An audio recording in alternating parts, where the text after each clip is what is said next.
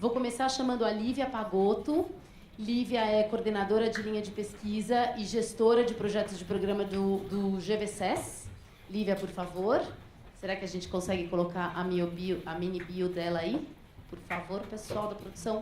Não conseguimos, então tudo bem. Então a Lívia senta, eu vou ficar deste lado. E a própria Lívia, então, depois eu passo a palavra, você se apresenta. Tá bom? Virgílio, por favor, já que você está aí. Virgílio Viana, nosso conselheiro aqui no GIF. Ele é superintendente-geral da Fundação Amazônia Sustentável, FAS. E ele foi fundador do Imaflora, a primeira certificadora florestal latino-americana, né? E, como eu disse, aqui com a gente no GIF. Depois eu quero chamar, por favor, a Raquel Biderman. Por favor, Raquel. Raquel é diretora executiva da WRI do Brasil. E, por último, gostaria de chamar a nossa mediadora, Malu Nunes, que é do Grupo Boticário e vai fazer o papel de mediação aqui da mesa. Malu, por favor, já te passo a palavra. Agradeço, então, a presença de todos. A gente vai fazer uma rodada, mediadora no meio. A gente, então, vai começar com uma apresentação deles, eles vão dar inputs para a gente, e depois a gente abre para uma roda de perguntas, assim como a gente vem fazendo no congresso inteiro. Tá bom? Peço uma salva de aplausos, então, para o pessoal e passo a palavra para a Malu.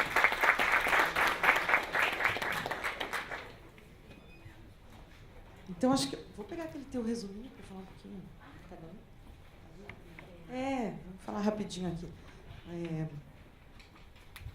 A Lívia, que vai falar primeiro aqui, é a coordenadora da linha de pesquisa e gestora de projetos do Programa de Desenvolvimento Local do GVSES, todo mundo sabe o que é? Centro de Estudos em Sustentabilidade da Fundação Getúlio Vargas. A Lívia é doutoranda em Administração Pública e Governo, na FGV, e é mestre em Governança Ambiental, pela Alemanha, e graduada em Ciências Sociais. A Raquel é diretora, Raquel Biderman, ex-GVSES também, é diretora executiva do WRI Brasil, é World Resources Institute, e atualmente ela é coordenadora do curso de extensão da Fundação Getúlio Vargas de Gestão para o Baixo Carbono. É uma das coordenadoras do Fórum Brasileiro de Mudanças Climáticas, criado em 2001 pelo presidente Fernando Henrique Cardoso, é membro do Conselho do WWF Brasil e do Instituto de Defesa do Consumidor, entre outros. E o Virgílio Viana é superintendente-geral da Fundação Amazônia Sustentável, vulgo FAS, a gente para abreviar aqui, cuja missão é promover a melhoria da qualidade de vida e o envolvimento sustentável dos moradores e usuários das unidades de conservação do Amazonas.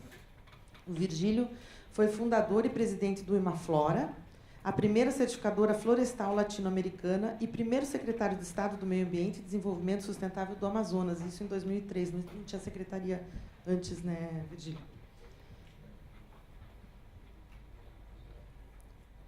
E eu tenho uma relação com o GIF bastante antiga, desde a sua criação. Hoje estou no conselho com o Virgílio, mas já tivemos diversos papéis aí. E tenho a felicidade de ter representar duas instituições membros do GIF, que é a Fundação Grupo Boticário, que trabalha com o meio ambiente, e o Instituto Grupo Boticário, que trabalha mais com educação e cultura e desenvolvimento social. Eu queria só fazer uma provocaçãozinha aqui antes da gente ouvir os nossos palestrantes. Nem é uma provocação, na verdade é uma visão comum. Eu queria propor uma visão comum aqui, já que a gente vai conversar sobre a sustentabilidade e o bem-estar, né, muito relacionado aí aos objetivos do desenvolvimento sustentável. Dá para colocar, por favor, um slide só. Está ali, né? Então, essa é uma forma de representar proposta pelo Pavan Sudek, que é um economista ambiental, e mais um outro cientista, que dispuseram os 17 objetivos, não de uma forma linear, como normalmente a gente vê, mas em 3 camadas, né, que a gente apelida de bolo de casamento. E essas 3 camadas, então, eles representam, na base das camadas, ali a primeira, verdinha e azul, os objetivos relacionados à biosfera. Clima, água, vida na terra, vida na água. E aí, no meio, os 8 objetivos relacionados à sociedade, o bem-estar social, e, em cima, os 4 objetivos relativos à economia. E, bem lá no topo, o objetivo 17, que é a parceria, que permeia, né, representando essa... como se ele permeasse todos os outros. a cereja do bolo de casamento, aqui, segundo Virgílio. Então, aqui a gente, com essa representação, que eu acho que eu queria propor para a gente partir dessa visão comum, a gente evidencia a importância desses 4 objetivos relacionados à biosfera, justamente como base de sustentação para que os outros objetivos, os objetivos econômicos, os objetivos sociais, aconteçam e possam ser viabilizados. É muito importante que a gente mantenha por que isso, né? Esses 4 objetivos fornecem os serviços ambientais ou ecossistêmicos, ou mais recentemente chamados de benefícios da natureza para o bem-estar humano. Então, fica muito evidente a importância da gente tratar isso, porque eles vão fornecer água, qualidade de água, quantidade de água suficiente, regulação climática, polinização, né, produção agrícola, todas as questões que são fundamentais para o bem-estar humano e para os negócios também, né? Então, é uma forma da gente confirmar e demonstrar essa conexão entre a economia, a sociedade e a biosfera. E a gente também questionar essa nossa visão atual, esse paradigma, né, do desenvolvimento, que é olhar desenvolvimento ambiental, desenvolvimento social, desenvolvimento econômico separados. E a gente tentar evoluir, né, fazer uma transição para uma lógica de mundo onde a gente tenha uma economia a serviço da sociedade e essa sociedade se desenvolvendo com segurança, evoluindo com segurança e resiliente, respeitando os limites ecológicos do planeta. Então, bem resumidamente, é isso. Mas esse fluxo que acontece aqui, de baixo para cima, né, da biosfera lá para a economia e depois para a sociedade, ele precisa ser cuidado e ele precisa também ter um fluxo do lado contrário, que é minimizar os impactos, na verdade, nem mais minimizar os impactos, né? A gente já está numa fase assim de produzir impactos positivos. E aí vocês veem muitas alternativas que já surgem e já têm tido cada vez mais interesse. As inovações necessárias, a eficiência, as finanças de impacto social, agora mais recentemente, tentando trazer um olhar e tentando estimular também finanças de impacto em meio ambiente, né, impacto positivo. Então, um investimento cujo retorno é financeiro, sim, mas além disso, tem que ter um impacto positivo no meio ambiente. E outras tantas alternativas, né? Uma também que a gente tem trabalhado e tem fortalecido, até fizemos uma parceria com a Fundação Getúlio Vargas para lançar uma chamada no passado, são os desafios, que a gente chama de desafios, né? Lançamos um edital para chamadas de soluções baseadas na natureza. O que é isso, né? É justamente considerar a natureza, então, nossa esfera ali de baixo, como parte de soluções para problemas ambientais, para problemas sociais ou econômicos, né? Então, um exemplo tem acontecido muito lá em Curitiba, não sei, aqui também, né? Tem chovido demais e tal, mas assim, enchentes, alagamentos, etc. Então, em Curitiba foi pioneira na história dos parques lineares, né? O que é isso? São parques no entorno dos rios. Então, nós temos uma opção, falando em soluções baseadas na natureza versus soluções tradicionais. O que seria isso? Ao invés de eu tamponar, né, a cidade, de eu retificar rios ou canalizar rios, eu crio parques lineares no entorno desses rios, evitando que se ocupe até a margem e, portanto, evitando todos os riscos associados aos alagamentos e enchentes, né? É uma alternativa de uma solução baseada na natureza que traz, além desse preparo dessa resiliência da sociedade para esses eventos extremos que têm acontecido cada vez mais, ela traz outros benefícios também, como lazer, recreação, bem-estar, toda a receita, né, e a geração de renda que vem de um parque. A gente tem um exemplo em Curitiba do Parque Barigui, que para cada real investido, isso foi medição, gente. A gente tem relatório, onde está no site? Está no site publicado. Medidos, benefícios sociais e econômicos. Para cada real investido no parque, R$12 de retorno para a sociedade. Então, além desses retornos, valorização de terrenos, no entorno, então, inúmeros benefícios, além de resolver o problema da enchente, né? Então, só para dar um exemplo de o quanto a gente precisa conectar todos esses objetivos para a gente conseguir chegar nesse desenvolvimento sustentável tão desejado aí por todo mundo. Tá bom? Então, eu acho que a minha ideia aqui era só trazer essa visão comum mesmo, num primeiro momento, e eu queria, então, fazer uma... Cadê minha pergunta aqui?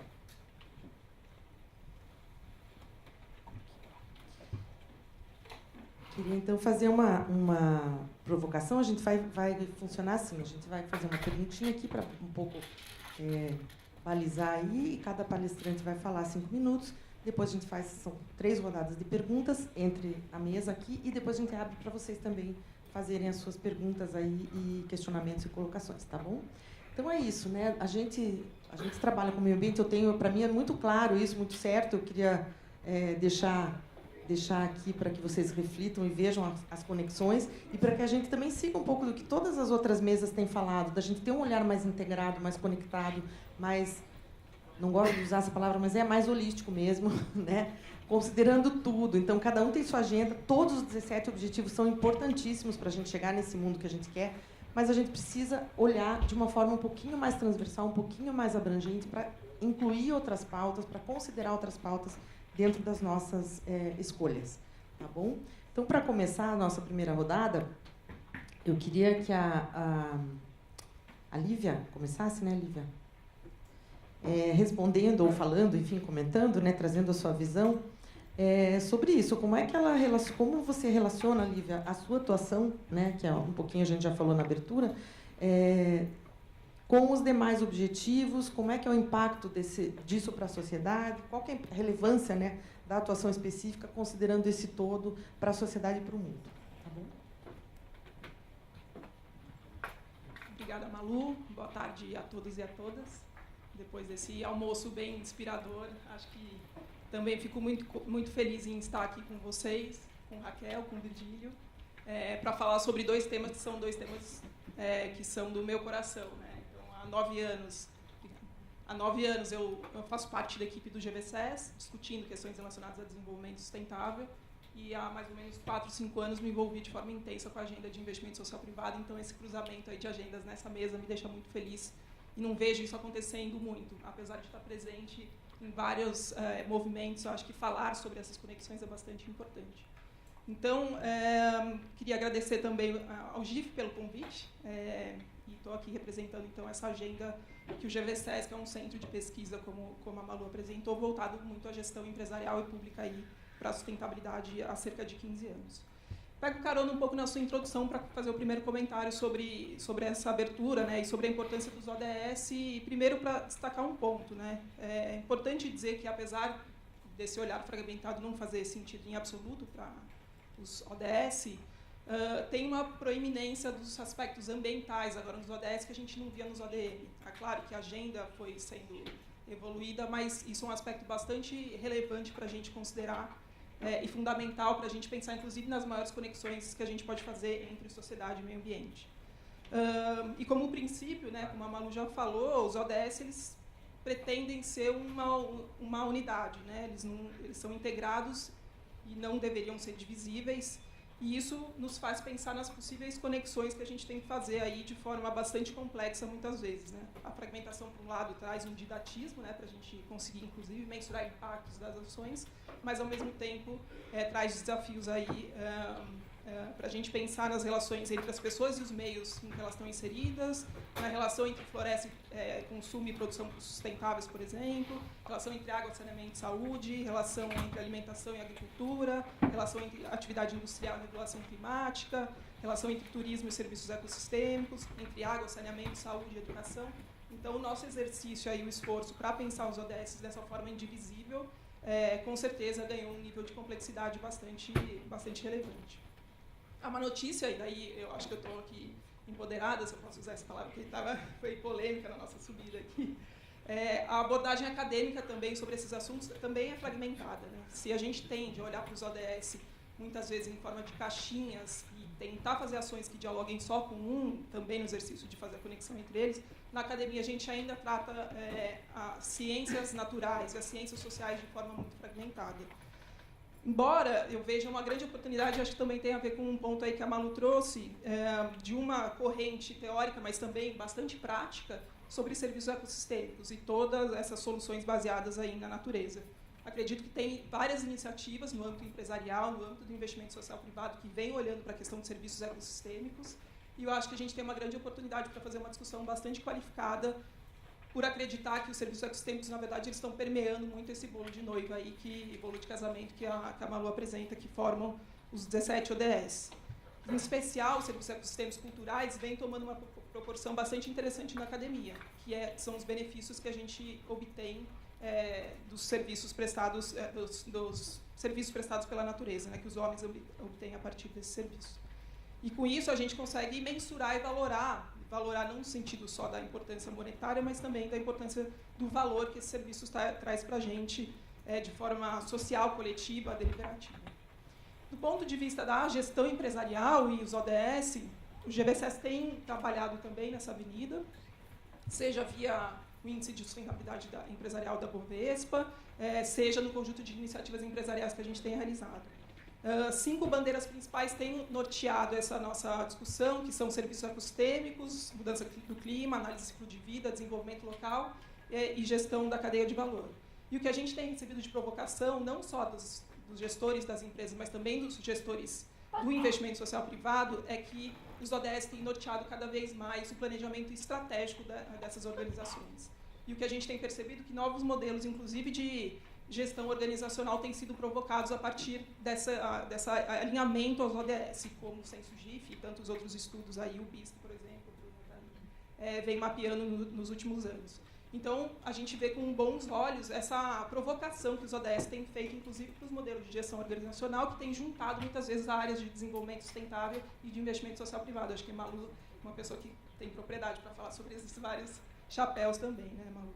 Então, aqui é para dar essa primeira contribuição, falando sobre essas oportunidades da gestão também, né, e nesse alinhamento que tem ocorrido entre as áreas que a gente tem percebido. E também para destacar, por último, aqui nessa primeira rodada, uma informação bem interessante que aparece no Censo GIF, no último censo, falando que as 7 prioridades, entre esses 17 temas, aí, as primeiras prioridades dentre esses 17 temas dos ODS são sociais. Então, falar também sobre as questões ambientais num mundo de investimento social privado, que as questões sociais são privilegiadas, né, são priorizadas, também acho que faz sentido para a gente começar a embaralhar um pouquinho as caixinhas aí do investimento social privado e fazer provocações novas e inovadoras.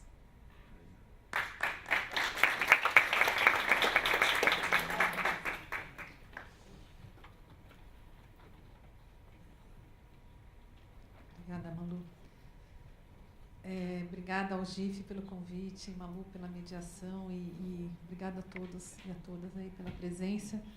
Eu sou do WRI Brasil, nós somos uma instituição sem fins lucrativos, nós atuamos na área de desenvolvimento sustentável, vários dos pilares aí dos ODS nós contemplamos nas nossas estratégias e temos 3 áreas de atuação principais aqui no Brasil, nos temas de florestas, mudanças climáticas e agricultura, mudanças climáticas e cidades.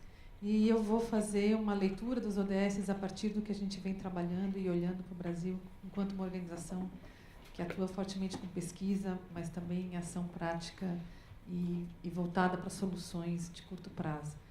Eu gostei do bolo que a Malu nos trouxe, nos inspirando aí, e também inspirada, como a Lívia bem lembrou, pela emoção do anúncio do almoço. Reforçar a importância da gente trabalhar essa leitura que a Malu usou a palavra, eu gosto bastante dessa palavra, Malu, holística. Eu acho que é isso, é uma leitura integrada que vai além, que enxerga uma integração mais profunda entre tudo, há uma interconexão, uma interdependência enorme dos temas que a gente mapeou enquanto humanidade nos ODS. Acho que o ODS representa uma evolução da humanidade em termos de adoção de uma visão, de um norte que a gente gostaria de seguir, a partir de uma leitura da realidade dura, né, que a gente vive nesse planeta. Então, o ODS consolida aí quase um século de atuação das Nações Unidas e muitos órgãos pendurados, e organizações não governamentais, instituições de investimento privado e empresas. Os ODS, eles são esse acúmulo do nosso conhecimento neste último século que demonstra o que a gente tem que fazer para poder viver melhor. E com todo esse conhecimento e esse entendimento de que esses temas são interdependentes, eu acho que a gente chega num momento crucial também, provocados por uma urgência, que quem está na área ambiental costuma ser atacado como catastrofista, mas a gente tem muitas evidências dos dados, né? a 6ª grande extinção de espécies que a gente está vivendo, as mudanças climáticas aqui agora, não no final do século. Recife já tem um pedaço debaixo d'água, Rio de Janeiro. A gente está vivendo essas intempéries, a chuva de um mês acontecendo em um dia. Então, a gente está vivendo realmente uma grande mudança em termos do equilíbrio climático global. Isso tem impactos enormes nos ecossistemas, nas formas de vida, na sociedade como um todo. E o olhar de quem vem da área ambiental está muito provocado por essa emergência, né? E quando a gente mira para os ODS e percebe que várias das questões e mudanças climáticas está lá presente como uma delas, numa sociedade complexa, num mundo complexo, como é que a gente vai trabalhar tudo isso ao mesmo tempo? E, inclusive, numa situação que a gente vive de muitas crises de democracia em vários cantos do planeta, né? Portanto, a hora do despertar é agora. Se a gente não acordar, não tem mais. Tem se trabalhado muito o horizonte de 2050 e fala-se no jargão de quem trabalha em mudanças climáticas que 2050 é agora. Por que 2050 é agora? Porque as decisões que a gente tomar agora, elas nos vincularão para o modelo que a gente vai viver em 2050. Então, se a gente não adotar energia eólica, solar, se a gente não mudar a forma de produzir agricultura e alimentos sem agrotóxico, de forma mais sustentável, se a gente não conservar as áreas protegidas e ampliar as áreas protegidas, se a gente não cuidar das populações mais vulneráveis, agora, as decisões que a gente tomar agora vão ter um impacto enorme para a humanidade de 9 bilhões de pessoas em 2050. Então, essa é um alerta que os ODS nos trazem. Eles mostram muito bem como é que tudo se interconecta. Então, é uma leitura obrigatória, considero. É muito bom que esteja aqui no centro desse painel do GIF, esse tema. Recomendo fortemente para quem ainda não se debruçou. Realmente não vai ter grandes novidades. No fundo, é uma nova costura dos nossos conhecimentos acumulados. Na nossa organização, no WRI, a gente trabalha com 6 dos ODS mais diretamente. A gente vem trabalhando muito com o tema de segurança alimentar e agricultura sustentável, mas sob o ponto de vista da restauração. A gente olha para as áreas degradadas. O Brasil tem mais de 200 milhões de hectares de áreas degradadas. E a gente vê que é um gigante país, 200 milhões de hectares de áreas degradadas, que pode ser transformado em área produtiva. Acho que o Brasil tem a obrigação de recuperar isso, e a gente tem que entregar para a humanidade de 2050 alimentos ou produtos com valor agregado a partir dessa riqueza que os recursos naturais nos oferecem. Então, no WR a gente trabalha esse ODS em particular num tema que a gente chama de restauração econômica e ecológica. A gente vem trabalhando muito com o setor produtivo, rural, nesse novo paradigma que a gente considera que também resolve a questão das mudanças climáticas, porque a gente vai absorver muito carbono com uma agricultura mais sustentável, com plantio de florestas, inclusive, e a gente vai ajudar as unidades de conservação, porque as sementes que a gente precisa para um plantio de florestas, elas estão nas unidades de conservação. E as unidades de conservação estão padecendo. A Malu conhece super bem esse assunto. A Fundação Boticário tem sido pioneiríssima no apoio à conservação dessas áreas protegidas no Brasil. E é realmente uma tristeza que a gente vive hoje, um abandono dessas áreas. Então, o berço de sementes que representa a nossa sustentabilidade lá em 2050 estão, em grande parte, dentro dessas áreas protegidas, para as quais a gente vira as costas. Poucos de nós até conhecem essas unidades de conservação. Então, estou tentando amarrar tudo que está aqui no ODS, não sei se vai fazer sentido para vocês. Outro ODS que a gente vem trabalhando é empoderamento de mulheres. A gente tem um grupo lá dentro de diversidade, o WRI tem uma pessoa que trabalha o tema de diversidade e de empoderamento de mulheres globalmente. A gente encara que esse é um tema crucial. Não vai haver democracia, não vai haver sustentabilidade se as mulheres não sentarem nos lugares de tomar de decisão, se elas não estiverem empoderadas e não forem atropeladas, não pararem de ser atropeladas por situações ridículas que a gente ainda vive no mundo de hoje. Então, não temos mais tempo para o desrespeito às mulheres. E as mulheres também têm que se autoconvocar. Uma vez uma mulher me provocou, falou, não adianta também o discurso, a gente tem que se autoconvocar para sentar nos lugares de tomada de decisão, porque se a gente não se colocar lá, a gente não vai tomar decisão. Tão simples quanto isso. Então, almejar esse espaço, lutar por ele é fundamental. Eu vou parar por aqui e deixar para comentar os outros depois, senão eu ultrapasso. Obrigada.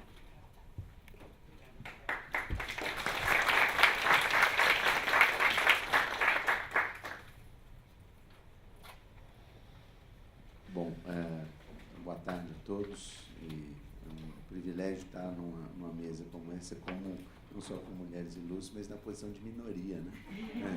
Que é um fenômeno dos tempos atuais. Então, como minoria, aqui é um prazer estar representando a classe dos homens aqui nessa mesa. Mas, além disso, dizer que esse é um bolo que a Malu colocou, eu acho que é um bolo super interessante e é muito difícil a gente colocar a complexidade dos ODS, porque tem muitas relações, tem todas as camadas, eu acho que é interessante. Queria compartilhar também a sua visão de que a gente devia, talvez, usar mais benefícios da natureza do que serviços ambientais ou ecossistêmicos, porque o desafio é popularizar isso. E serviço e ecossistema, de inventar por porteiro, enfim, por motorista de táxi, você vai achar um bicho feio, né? E vai ficar com medo de diabo será esse negócio. Então, a gente está usando também já há algum tempo o conceito de não apenas de benefícios da natureza, mas de recompensa, ao invés de pagamento, porque nem sempre é uma coisa financeira monetária.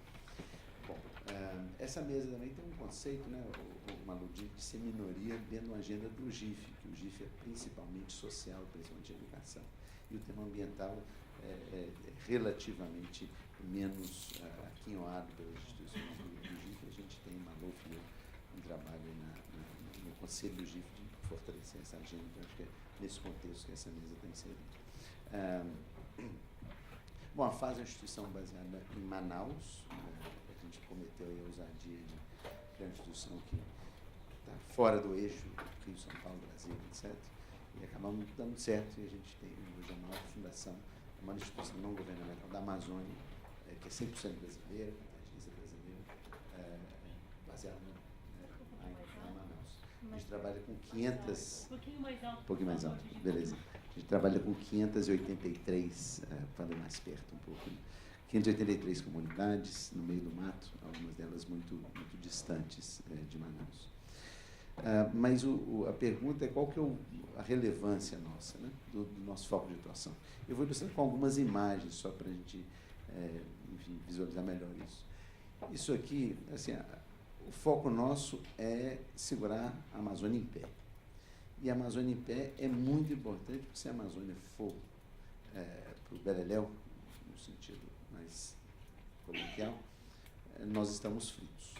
Simples assim. Então, a Amazônia, em inglês, a gente podia dizer too big to fail. Né? A Amazônia não pode entrar em colapso. E essa imagem mostra aí, ano a ano, né, o aquecimento global. E é chocante, né, como é que isso vai do século passado até hoje. E é um processo inexorável. Sobre isso não há polêmica, não há dúvida. A Raquel falou disso. Acho que essa é a grande agenda. O ODS 13 é o ODS que tem capacidade de levar todo o trabalho dos demais ODS para a ruína. Se a gente tiver uma agenda no Nordeste, resolver o problema da fome, etc., e tiver uma série de secas extremas trágicas, isso tudo vai para o beleléu. Não adianta melhorar a saúde, etc., se a gente tiver catástrofes como essas que estão vindo. Então, acho que esta é a agenda da humanidade. Nós precisamos da agenda número 1 da humanidade. E a gente, infelizmente, ainda está a bordo do Titanic, eu vi no Valsa, etc., no espumante, sem se dar conta que tem um iceberg e que é possível a gente tentar dar uma desviada desse iceberg e não trombar. Então, acho que a gente não tem, a ciência não nos dá a oportunidade de ser otimista, mas nós podemos ser esperançosos. Acho que é possível ter esperança de uma metamorfose do planeta. Eu acho que é isso que a gente tem que canalizar. Então, as instituições que estão aqui, eu diria que nós temos que fazer um grande esforço, né, para mudar radicalmente os padrões de consumo, os sistemas de produção do planeta. Isso é radical. Não é plantar uma árvore do outro lado da rua aqui, né? É mudar a roupa que a gente usa, o computador, a luz, enfim, é tudo. É uma metamorfose profunda. E isso tem que envolver as empresas, né, que tem que ver nisso oportunidades de negócio e as coisas estão avançando. Bom, além dessa imagem, uma outra coisa que é relacionada com o nosso trabalho é a importância da Amazônia para o Brasil. Então, a Amazônia é essencial para o planeta, mas é essencial para o Brasil, porque ela é uma fonte de água, entre outras coisas, mas talvez a coisa mais óbvia é que ela é uma grande bomba d'água para o resto do Brasil. Então, essa umidade mostra de uma maneira esquemática a umidade vindo do Oceano Atlântico e passando pela Amazônia, onde ela interage com a floresta, e, em função da dinâmica dos fluxos de umidade, ela vem por aqui para baixo. Né? Vai dar uma chuvinha lá para Malu, no Paraná, que é um lugar que não chove quase, né? Então, para refrescar um pouquinho lá o Paraná. E, do ponto de vista da nossa abordagem, a gente trabalha com o tal do enfoque holístico mesmo, que é fácil de ser dito e mais difícil um pouquinho de ser colocado em prática. Então, a gente trabalha com tudo: saúde, educação, renda, empoderamento e etc. Então, a gente relaciona todas as ações nossas com o ODS. Na área e esses são os eixos principais nossos: saúde, educação, empoderamento, renda, infraestrutura comunitária, conservação ambiental e gestão e transparência. Porque é muito importante também que toda essa discussão sobre mecanismos de financiamento envolva uma eficiência na gestão. Porque um dos temas que está posto é que a gente tem muita ineficiência. Os organismos internacionais são, de maneira geral, péssimos. Né? E aí pode botar todos. Né? EGF, Banco Mundial, os organismos da ONU, todo o seu nível de ineficiência altíssimo. E o que a gente precisa fazer, acho que é o desafio da sociedade civil, do terceiro setor, é fazer com que essa metamorfose seja capitaneada por mais criatividade, mais paixão, mais engajamento, mais competência em fazer as coisas com eficiência. Eficiência quer dizer custo baixo, resultado claro e bem medido. E a maneira nossa de botar tudo isso em prática é relacionar cada ação nossa com um conjunto de ODS. Então, por exemplo, essa é uma mini universidade, a gente tem 9 dessas, a gente chama de núcleo de conservação e sustentabilidade, tem 9 dessas espalhadas nesse mundão do interior da Amazônia. Então, cada ação nossa, por exemplo, esse é o programa de educação, e tem os ODS relacionados com eles. Isso a gente faz desde 2015, então, desde o relatório nosso que foi feito à época do lançamento dos ODS, a gente está envolvido com isso desde o nascedouro.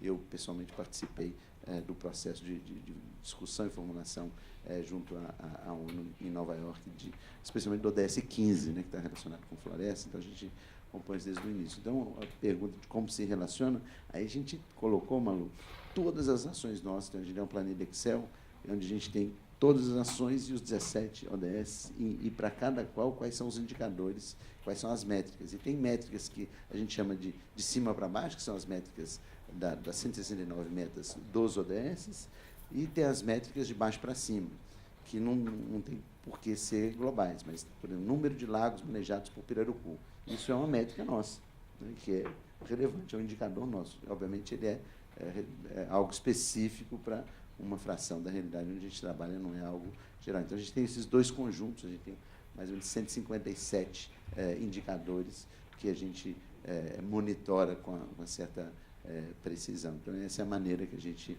se relaciona com os ODS. E o meu tempo estourou. Obrigada, Virgília.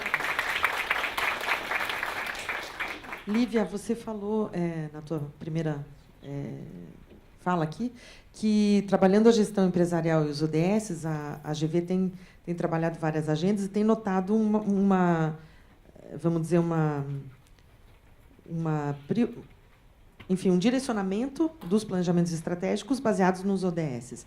Mas, quando a gente fala ODS, né, são 17, são enormes e tem 17.1, ponto 2, ponto 3, ponto 4, né? Muitas coisas para você dizer que você está endereçando um daqueles objetivos, né? Não é simplesmente tocar no assunto que vai resolver. Você sente que quais são as barreiras para uma ação efetiva mesmo, né? Porque eu acho que, ok, todo mundo aceita, né? Foi um acordo mundial, né? Os ODS não saíram da cabeça de uma pessoa só, foi, né, muita discussão, muita evolução, muito conhecimento acumulado, como a Raquel falou, mas ainda, como é que você vê isso?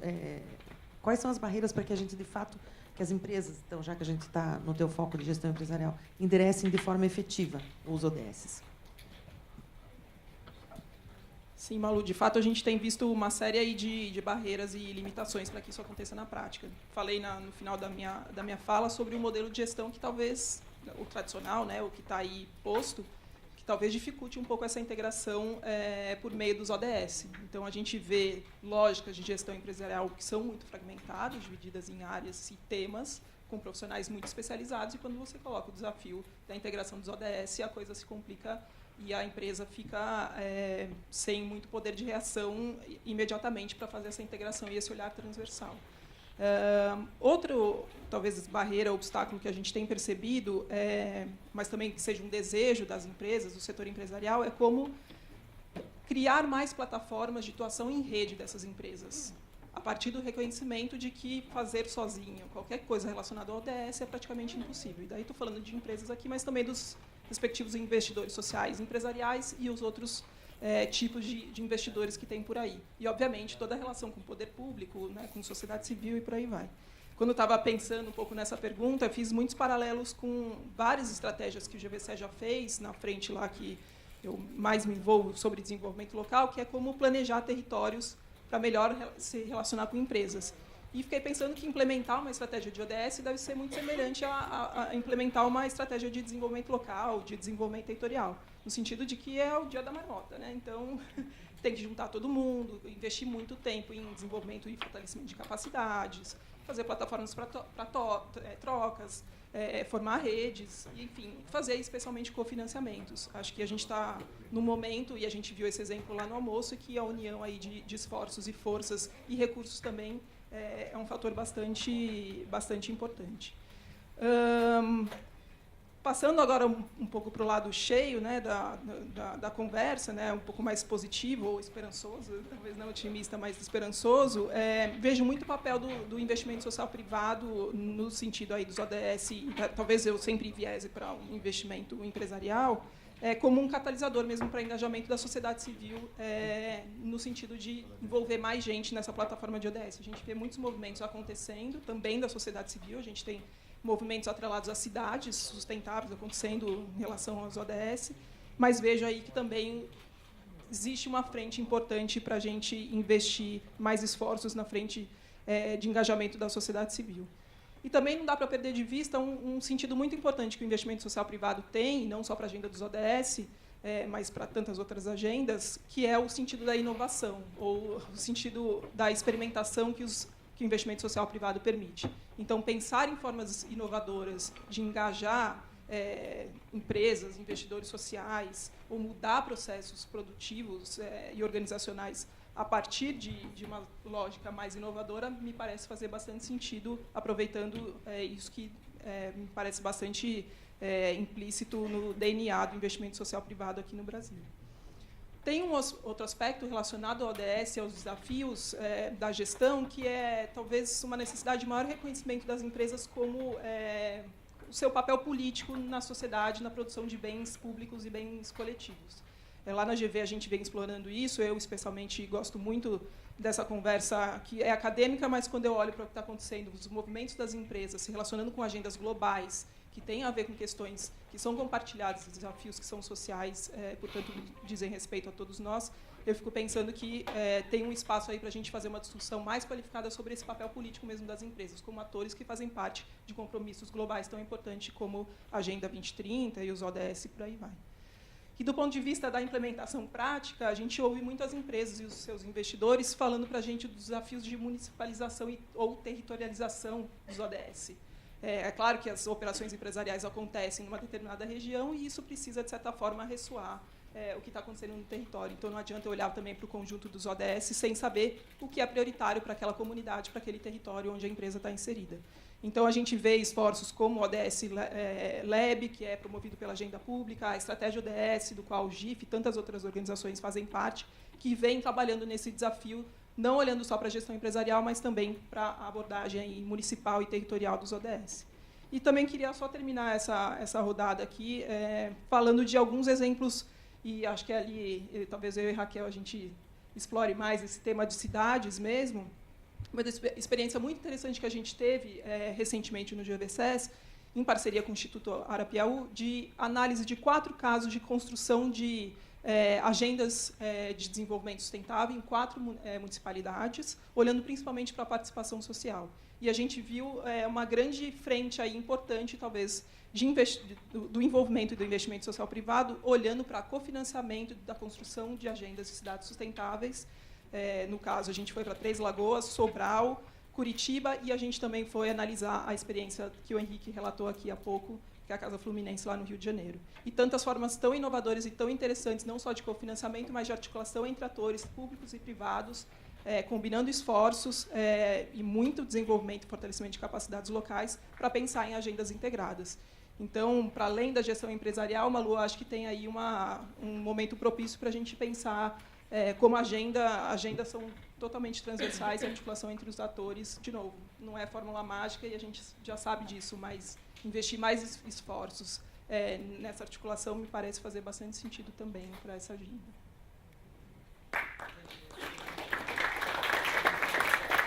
Muito bom. É um desafio, né? Se a gente tem um olhar fragmentado, como é que a gente vai ter uma atuação conectada, né, integrada? Bem difícil, mas fiquei feliz com os exemplos ali que a Lívia nos trouxe, né? Construção de agenda em comum, cofinanciamento já é um avanço, né? Raquel, você falou muito, né, todas as questões que você tocou e que o WRI está atuando são agendas super importantes globais, não são de um país ou de outro, né? Está acontecendo no mundo inteiro, vale para muitos países e tal. Qual que é o desafio, qual que é a barreira para que a gente, de fato, construa uma visão e uma atuação comum nessa agenda? Malu, eu tenho 25 anos na área ambiental, acumulado uma leitura de que o maior desafio é trabalharmos juntos. Existe muita fragmentação, as organizações que atuam nessa esfera do interesse público dificilmente têm trabalhado de uma forma coletiva, de cocriação. Eu acho que a gente hoje se coloca esse desafio de não podermos ter o luxo mais de não trabalharmos juntos. Agora é momento de unir esforços, unir recursos, os recursos estão escassos. Então, eu queria focar um pouco meu depoimento nessa etapa aqui da conversa, na questão financeira, de investimento, né? Olhando o lado cheio e o lado vazio do copo, enfim, aspectos positivos e negativos, para poder chegar em algumas recomendações. A gente ainda tem, acho que no universo dos desafios aí que os ODS nos colocam, recursos muito limitados financeiros para atender essas enormes desafios. A gente depende de dinheiro de doação, seja internacional, seja aqui nacional. A gente depende de financiadores que doam recursos, muitas vezes de uma forma não coordenada, com cada um com a sua agenda, com o seu foco, olhando para o seu quintal, ou ainda pensando em temas do seu coração, mas não coordenados ou alinhados na linha, por exemplo, que o ODS poderia oferecer como um grande norte. Então, recursos que vão sendo canalizados, recursos escassos canalizados de uma forma descoordenada, não vão poder fazer diferença, nem vão fazer cosquinha para a gente conseguir dar conta desses desafios. E, no meio disso tudo, tem muitos problemas, né? Tem o ego humano, tem problema de governança nas organizações, tem uma dificuldade que a gente vê muito no mundo internacional, é que muitos recursos desses grandes fundos globais eles ficam na sede, eles ficam lá na cabeça, eles ficam no nascedor, ou na administração, ou na gestão de operações internacionais, não chegam na ponta. Então, não chega para o indígena, não chega para a mulher negra, não chega para o agricultor familiar. Estão todos trabalhando com esses temas, mas o recurso fica, em grande parte, para administrar um pessoal de organizações globais em sedes no hemisfério norte que tem as suas melhores intenções, mas com o tempo escasso que a gente tem de urgência, não temos mais tempo. Grandes organizações internacionais têm batalhado muito internamente para inverter essa lógica, para que os recursos escassos sejam canalizados para a ponta, né? Então, isso eu acho que é um outro lado vazio do copo. Ainda temos o desafio de, se a gente olhar para todos os potes de dinheiro disponíveis no mundo para esses desafios aí do ODS, a gente também tem que olhar para o pote do recurso público. E aqui no Brasil a gente viu o que aconteceu nos últimos anos. o volume de recursos, não só nos últimos anos, né? É muito mais do que os últimos anos, acho que talvez nos últimos 500 anos, mas, enfim, recursos que estão sendo desviados para os bolsos de alguns poucos detentores do poder hegemônico da economia. E aí a gente fica agora mais atento, mais alerta, mas rapidamente mudar esse jogo é fundamental. Ou seja, alinhar todos esses astros é muito difícil, e eles dependem de democracia. A gente não vai ter uma melhor gestão e investimento desse recurso se a gente não tiver cidadãos empoderados cobrando processos de governança e tudo mais. Então, aterrando aqui no GIF essas questões bem genéricas, eu acho que o GIF é um dos grandes bons exemplos que tem no mundo, né, de uma associação de instituições focadas no investimento, que procuram alinhar o seu pensamento, coordenar minimamente aí para ter mais impacto, né? Pouco dinheiro num cantinho aqui e acolá não vai fazer tanta diferença, mas esses recursos todos alinhados com um propósito coordenado vai fazer muito mais diferença. Então, acho que o GIF é um grande exemplo para o mundo. Então, olhando o lado do copo cheio, o Brasil tem outros exemplos de fontes de financiamento. Acho que nós somos aqui contemplados com o Fundo Amazônia.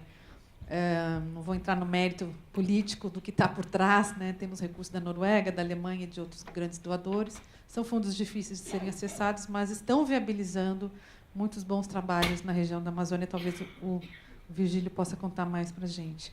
Também temos Fundo Clima, enfim, tem uma série de iniciativas, Fumbio, que é um grande exemplo, a própria Fundação Boticário, todos nessa área da questão ambiental.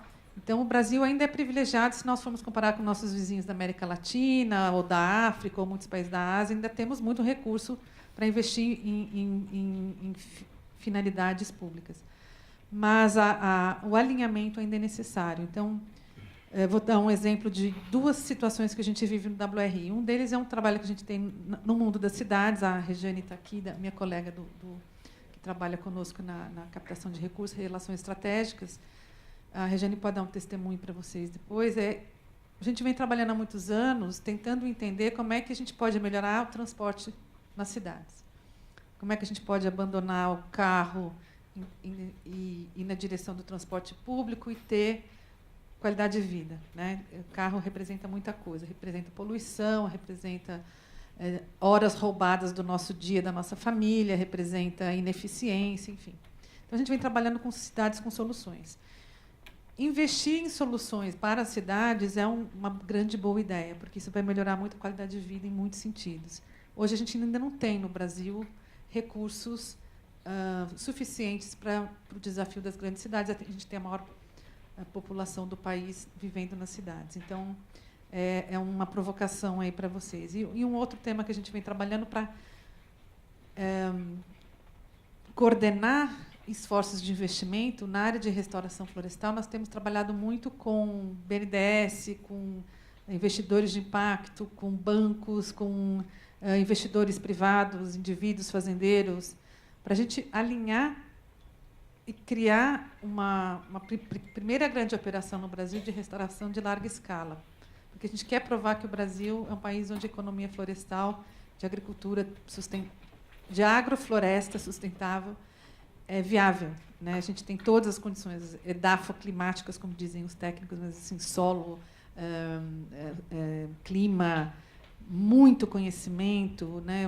Os brasileiros vêm experimentando várias técnicas. Agora a gente precisa alinhar o financiamento. Então, hoje tem um esforço nesse sentido que está acontecendo, mas a gente não vai dar virada, o Brasil não vai virar esse grande poço de carbono, que a gente fala em inglês, um carbon sink, que é a nossa vocação. A grande contribuição que o Brasil pode dar para o mundo para resolver o desafio climático é virar um carbon sink, um poço de carbono, sugar muito carbono da atmosfera. Não vou entrar nos detalhes, mas o momento que a gente está vivendo hoje, a gente está assim, na beirinha do abismo, né, na questão climática, e a gente tem que usar tudo que a gente tem disponível. E para quem está nessa área climática há muito tempo, então, a gente não pode desmatar nem mais 1 hectare, isso é o básico, então, conservação é fundamental. E a gente agora tem que partir também para adicionar, além de todos os hectares conservados das florestas que a gente tem que adicionar um tanto de floresta nova e de agricultura sustentável nova, porque aquilo ali significa sugar carbono da atmosfera. E tem que alinhar investimento para isso. Já falei demais, desculpa, obrigada. Está ótimo, Raquel, obrigada. Isso, né? O Virgílio falou um pouquinho ali do objetivo 13, que é o clima onde todas as agendas acabam se conectando também, de uma forma ou de outra, né? Virgílio, você falou, e não sei se todo mundo teve a oportunidade de ver ali né, a formação dos rios voadores que se enchem na Amazônia e depois descarregam, né, na região sudeste aqui. Senão, só essa já é né? Essa já é um motivo para a gente segurar a Amazônia em pé, fora todos os outros. Então, como é que barreira que você vê, Virgílio, para a gente evoluir dessa visão da Amazônia, vamos dizer, além da castanha, né? Todos esses outros benefícios muito mais fundamentais que ela promove, que ela fornece para o Brasil e para o mundo.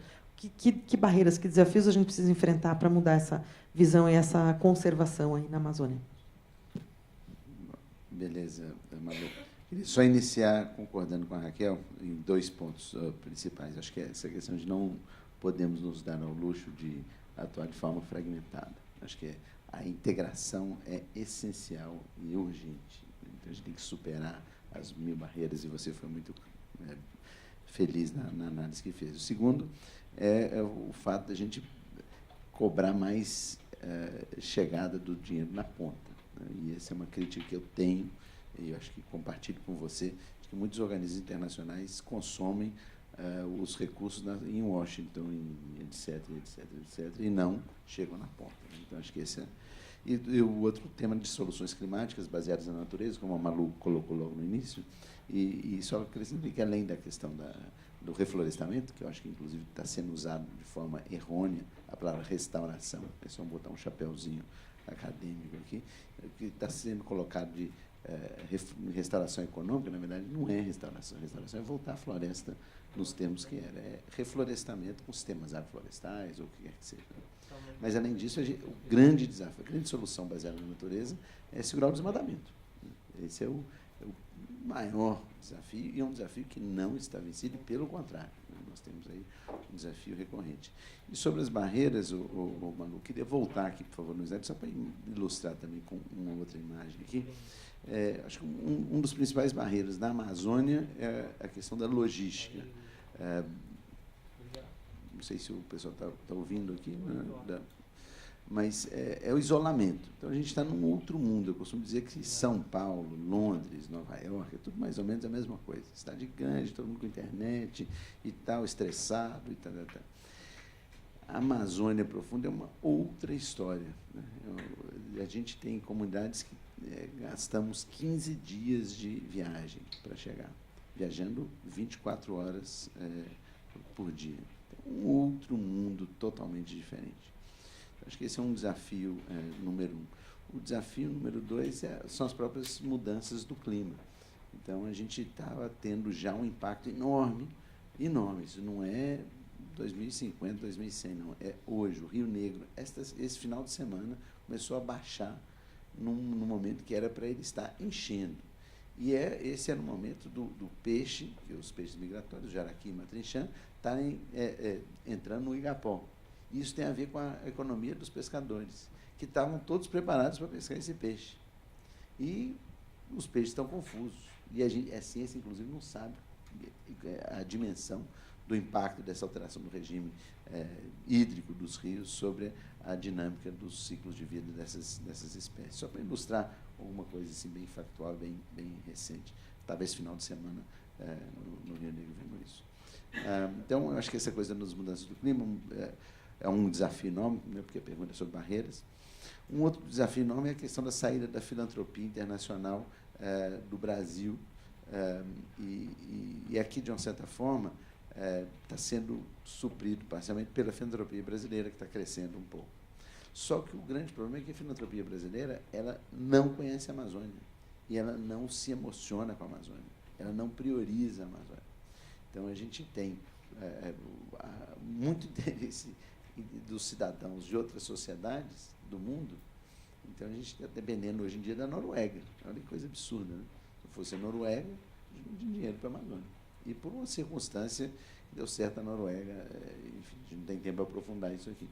Mas eu acho que a gente tem das grandes barreiras é como fazer o aumento desse financiamento. A gente está discutindo aqui negócio de impacto social, né, investimento de impacto, etc. E tal. Isso está rolando muito mais nas favelas do centro-sul do Brasil do que lá na Amazônia, no meio da aldeia indígena. Então, acho que esse é um desafio enorme. A gente precisa amazonizar mais o investimento social privado. Essa é uma das bandeiras, eu acho que o GIF está assumindo e a gente está empurrando isso. E sobre o tema de recursos, queria aproveitar aí no finalzinho dessa minha intervenção para dizer que está conosco aqui o Jafar, e que, junto com o Jeffrey Sachs e inspirados pelo Papa Francisco e com o beneplácito aí do secretário Guterres da ONU, a gente está criando uma campanha que chama Move Humanity, que é para conclamar todos os bilionários do mundo e as grandes empresas a destinar 1% do seu patrimônio ao ano. Então, se imaginar que cada um desses bilionários tem um faturamento de 5%, ou mais, ou 10% ao ano, seria pegar um percentual desse e destinar aos ODS. E essa é uma plataforma que a gente está... Eu aproveito para convidar quem quiser essa discussão na sexta-feira, às 12h30, na sala 6. A gente vai ter uma sessão sobre isso. Eu acho que nós precisamos fazer uma profunda mobilização de recursos, porque a urgência é enorme. Não dá para a gente seguir fazendo coisinhas pequenininhas ou médias, né, que a gente já tem algumas instituições como a nossa que atua na escala média, mas a gente precisa fazer uma metamorfose, como a Raquel colocou. A gente nós vamos fazer um mega programa de reflorestamento da Amazônia. Mega, não é de alguns milhares, é de milhões de hectares. E isso significa não financiamento de alguns milhões, tem que ser financiamento de bilhões. E só para dar uma ideia dos números, os 2.000 maiores bilionários do mundo têm um patrimônio total de 8 trilhões. Né? Se a gente tiver 1% disso, são 80 bilhões de dólares por ano. Isso dá para ter um impacto nesses grandes índices da pobreza, né, da questão ambiental, da questão do clima. E eu acho que são iniciativas dessas que a gente precisa fazer para colocar mais dinheiro. Agora, não é só botar mais dinheiro, eu volto ao tema da eficiência. Nós vamos ter mais dinheiro, mas precisamos chegar na ponta com eficiência. Isso não pode ficar no meio do caminho, né, nos coffee breaks, workshops, e etc. E tal. Tem que chegar lá no beiradão, tem que chegar lá no ramal, né, no meio da floresta, para ter um impacto. E chegar com qualidade, não basta chegar. Tem que chegar, tem que ter métrica, tem que ter indicador, ver quanto que custou e como reduzir o custo da entrega desses benefícios. No final das contas, a gente tem que empresariar os ODS. Né? Os ODS têm que ser entregues e é como se tivesse uma pizza, fazer ela de boa qualidade e chegar quentinha e com preço baixo. Né? E a gente tem que fazer isso para poder conseguir a escala que é necessária.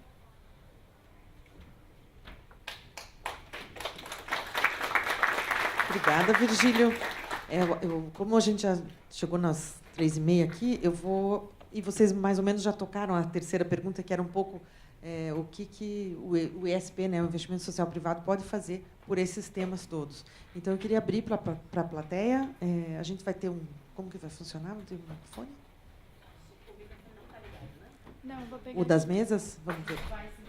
Vamos circular, então, o microfone. Aí, quem quiser fazer alguma pergunta para os membros da mesa aqui, só ergue a mão e ela leva o microfone. Ou a gente pode falar alto. Se alguém quiser começar falando alto também, acho que tudo bem. A Lota. Tá aqui. Pronto. Você faz?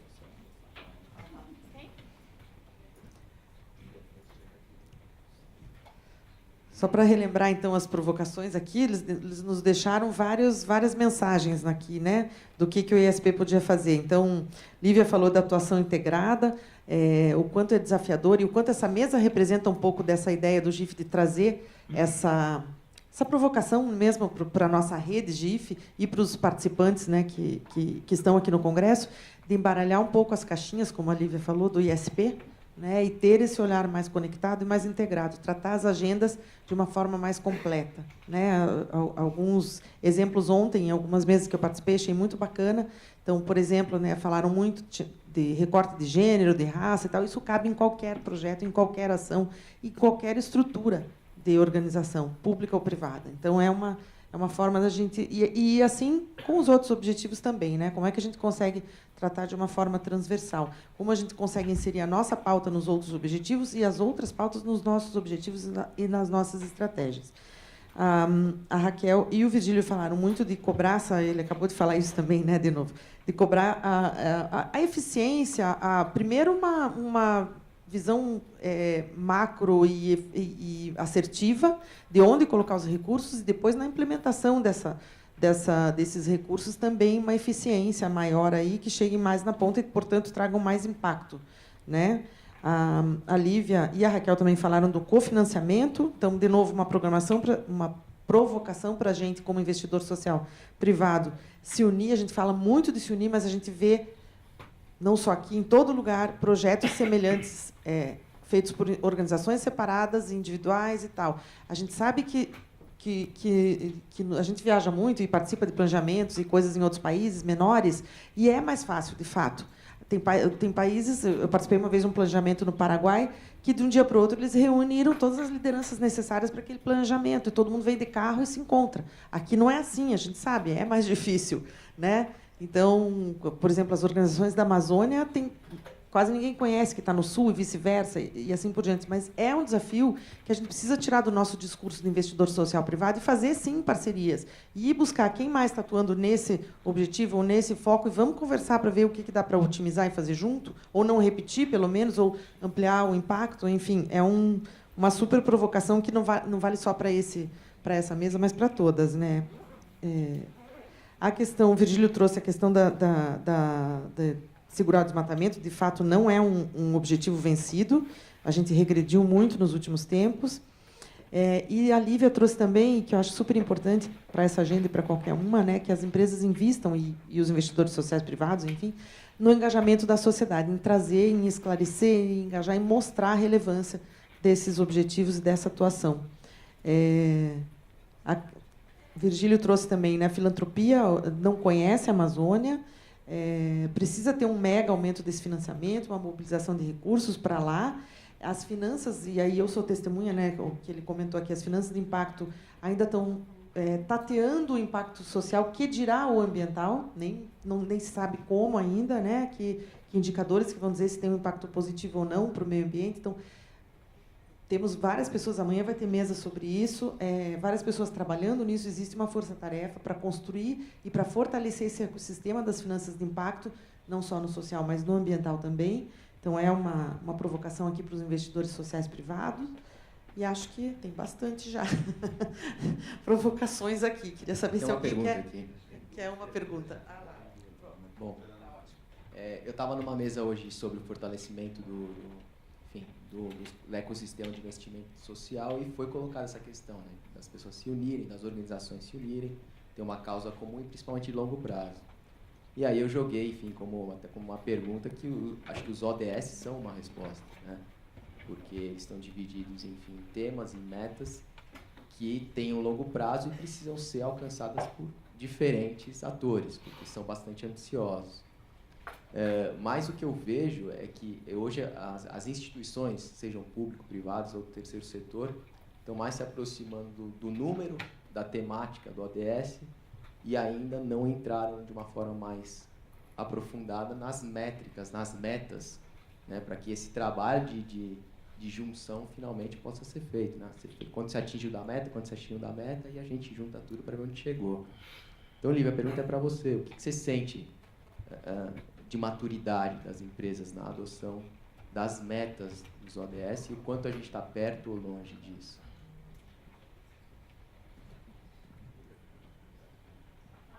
Quer que eu pergunte também?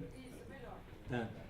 Eu sou Fernando Rossetti, da Reals Partners, e a gente, na Reals Partners, está facilitando um processo que chama Plataforma Filantropia Brasil, que está sendo puxada pelo PNUD, globalmente, Global SDG Philanthropy Platform, que é uma tentativa de articulação da filantropia nos ODS. O fundamental dela, e o que eu vejo dos ODS, que eles propõem, né, que a gente vai ter que pensar fora da caixa, né? A urgência da coisa é tamanha que se não tiver uma coisa mais disruptiva, assim, que não é business as usual, não dá tempo, né? Essa é a questão do clima que você está falando, né, todos, né? É desesperador mesmo.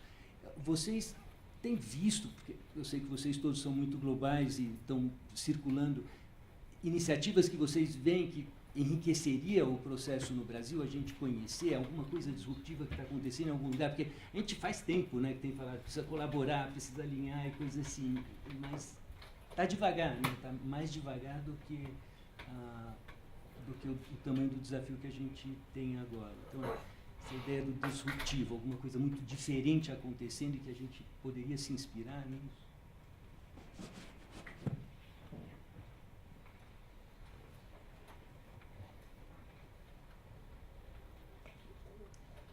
Mais que uma pergunta, eu queria fazer uma colocação que, assim, escutando desde ontem, né, todas as falas do Congresso, ou seja, a gente sempre está falando aí de colaboração, de cocriação, de união em prol dessas causas que a gente sabe que são necessárias. E aí hoje, escutando o Henrique, a gente falava das vozes, né, da juventude, o quanto a gente precisa dessas vozes, não só da juventude, como das mulheres, como dos negros e por aí vai. E uma coisa que sempre me passa pela cabeça é cadê a universidade nisso? Ou aonde estamos dentro das universidades, e talvez a gente possa até falar escola, ensino médio, se a gente realmente quer essa transformação e a gente quer infectar a cabecinha das pessoas que pensem fora da caixinha, que pensem de uma nova forma mais colaborativa, por que a gente não está falando isso dentro do ensino médio, né? Pelo menos assim, jovens no ensino médio e na universidade? Cadê esse discurso dentro da sala de aula? É uma pergunta que sempre me passa pela cabeça. Não sei se vocês podem responder, mas eu queria deixar essa colocação aqui, que precisamos também invadir esses espaços, né? Para a gente sair do espaço que a gente já fala e já conhece. Eu acho que é o seguinte, vamos fazer em nome de nós aqui um convite para a Malu integrar o campo das debatedoras aqui, porque ela tem tanta experiência, então vai lá. Não, só na última, depois das outras eu volto para o meu papel aqui. Não, é porque a gente tem acho super importante e acho que é um exemplo feliz, não é ainda disruptivo, Fernando, acho que, enfim, tem tentativas aí, mas não sei se tem alguma coisa ainda muito eficiente nessa tua ideia.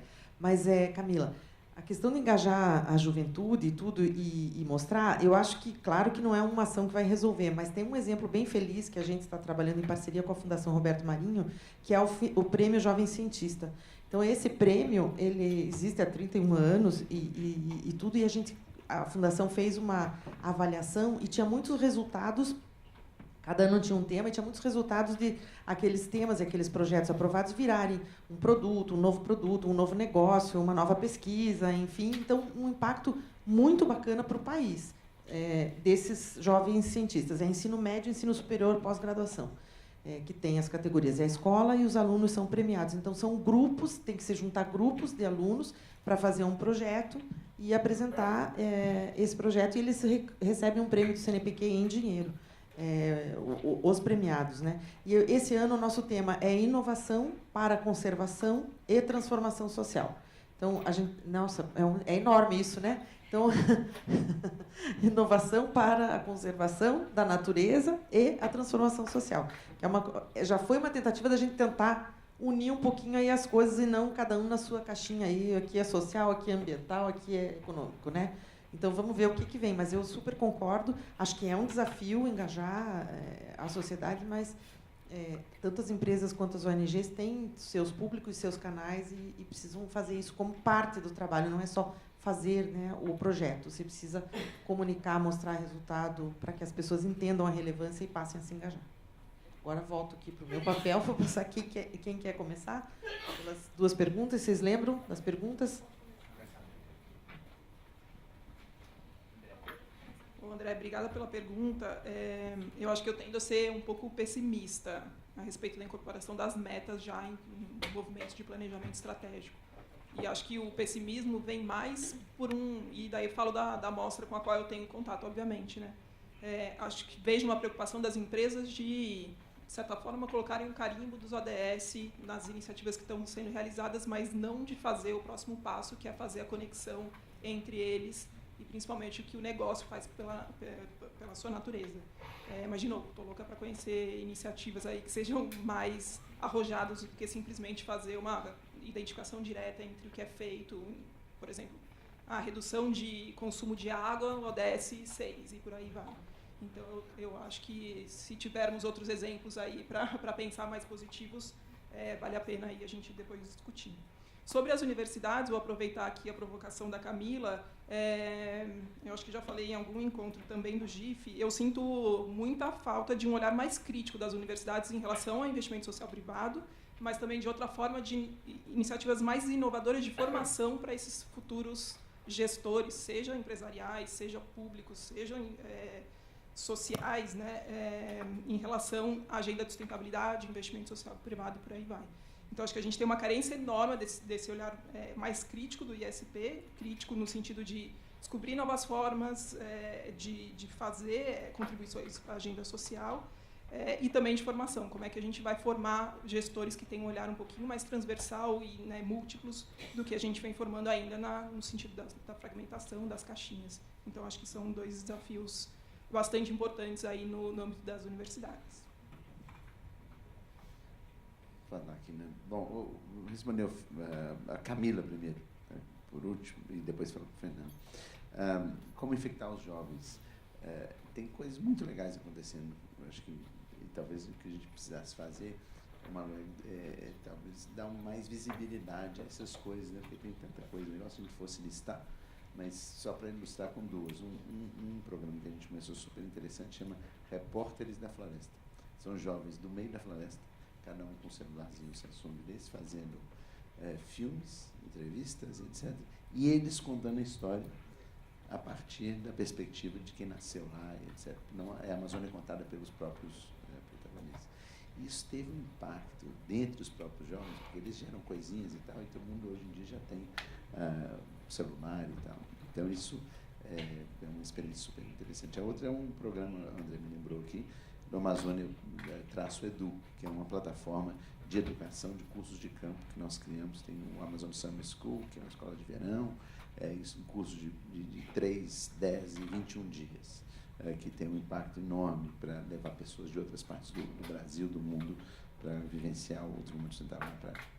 Sobre o Fernando, a questão da disruptiva, 2 iniciativas me ocorrem, Fernando, compartilhar com você. Uma é um negócio que eu tenho tido a oportunidade de participar nos últimos anos aqui, que foi nos últimos 2 anos foi criado pelo Papa Francisco um comitê chamado Ética e Ação para o Desenvolvimento Sustentável, Ethics and Action for Sustainable Development. E isso envolve as principais lideranças do mundo. Então tem o Ayatollah Khamenei do Irã, o líder judeu do Peru, de Israel, e depois um budista, e etc. As principais lideranças religiosas do mundo, apoiadas por um grupo de cientistas. E eu faço parte desse segundo grupo, que é muito interessante, é no Vaticano, e tal, dentro da Academia de Ciências do Vaticano. E é muito interessante porque isso é disruptivo, ele coloca um diálogo entre a ciência e a religião. E o que é mais interessante para mim, que vem da área da academia, é um chamamento pela veia da moral. Porque uma coisa é a gente mostrar a ciência, falar assim, não, tem 1,5 grau, 2 graus, não sei o que e tal, isso é a ciência nos dizendo IPCC. A outra é interpretar o Corão, ou o Torá, ou Gênesis, né? E falar assim, não, temos uma obrigação moral de acolher os refugiados. Isso não é e aí está escrito. Então, é uma outra maneira de lidar com esse tema e que apela para uma outra lógica. Porque mudar o comportamento humano é muito difícil. Eu acho que os líderes religiosos do mundo têm um papel super importante. Então, talvez até a gente possa propor para o próximo GIF que a gente crie um espaço disso, de diálogo entre a religião e as grandes questões. A gente está fazendo isso na Amazônia, a gente criou um programa super interessante de diálogo interreligioso sobre o futuro da Amazônia. E a gente fez agora, semana passada, um diálogo muito interessante com evangélicos, católicos,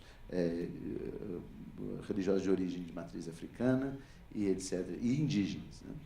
Sobre como colocar esse tema de mudanças climáticas, sustentabilidade, ODS, etc., e tal, num outro olhar.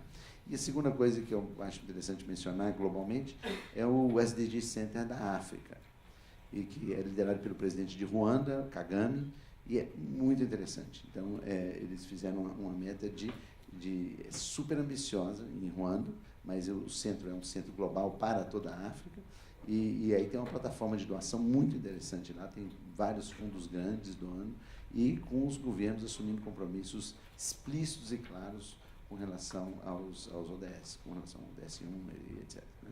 A questão da pobreza, etc. Então, talvez a gente devesse fazer algo parecido no Brasil.